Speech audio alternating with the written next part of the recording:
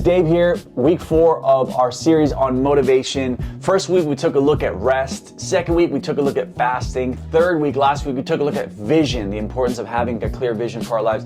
And this week we're taking a look at joy. Listen to what Hebrews chapter 12 verse 2 says. It says, "For the joy set before him, Christ endured the cross." And then in John 17 verse 4 or 5 it says this, "I have finished the work that you gave me to do." So hear me out. Jesus Christ, what motivated him to endure the cross and to finish that work was joy. Man, joy. You see, joy is an emotion. It's a standard. It's a unwavering thing inside of our spirit that is not based on circumstances, but based upon God's eternal promises, His Word, His eternal nature, the fact that He's the same yesterday, today, and forever. Nehemiah in the Old Testament, when he was building a wall around Jerusalem, everybody was getting discouraged, but he says this, "The joy of the Lord is our strength." You see, when we get discouraged, when we get upset, when life doesn't go our way, we can find courage, we can find motivation, we can find the ability to keep going because we have joy. Because you and I, we're made different because we're the children of God. Man, I had a conversation with this week with a really good friend of mine, and he had a loved one pass away. Can you imagine? They got struck by a falling tree and they died instantly.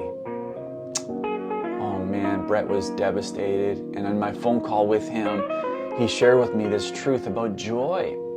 He said, "Dave, I don't understand why this would happen. I don't even get what really to do here going onwards in terms of my family and stuff. But here's what I can tell you is that my family members who don't know God, they're so devastated and distraught." And he said, "It's not to say that I'm not distraught, but here's what I have is I've got joy.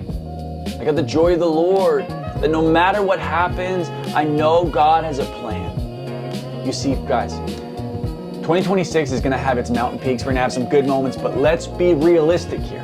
2026 may also bring some of its valleys, some of its challenges. David says this, "For even though I walk through the valley of the shadow of death, I will not fear, for you are with me." Notice that David doesn't say, "If I walk through the valley of the shadow of death." He says, "When I walk through it." He is like certain. He's like, dude, I'm going to go through some valleys, but when I go through, I'm not going to fear, for God is with me. Guys, here is something that you and I can be certain of, is that 2026 may have its challenging moments. And here's the thing, is that if our motivation is tethered to our emotional happiness, then one moment we're going to be motivated, the next we're going to be devastated. And so my encouragement as we conclude this series is that you would carry the joy of the Lord, that the joy of the Lord would be our strength, that the joy of God would be the thing that helps us endure suffering. That come what may, we will serve the Lord, will be motivated because there's a certain joy inside of us that isn't tethered to happiness.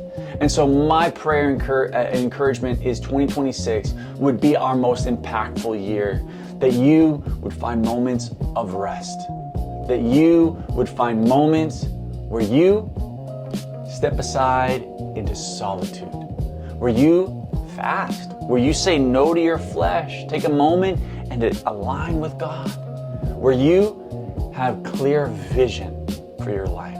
Write it down on your mirror, write it down on your table beside you, wherever you, it says this in the scriptures, write down the vision. We're commanded to write down the vision. And lastly, that the joy of the Lord would be our strength, that come what may, no matter what happens, we'll stay hustling for the Lord, for it's the joy of the Lord that gives us that strength. Well, my prayer is that 2026 would be the best year yet. May God bless you guys, and we'll see you later.